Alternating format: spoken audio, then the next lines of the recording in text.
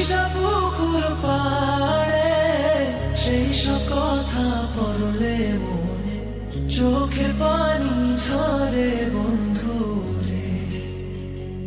কত কথা কইতাম রে দুইজন বৈশা পুকুর পাড়ে, সেই সব কথা পড়লে মনে চোখের পানি ঝরে বন্ধু রে। কি অপরাধ পাইয়া রে বন্ধু ছাইয়া গেলাম মোরে, তোমার লাইগা পরাণ কান্দে মন বসে না ঘরে বন্ধু রে।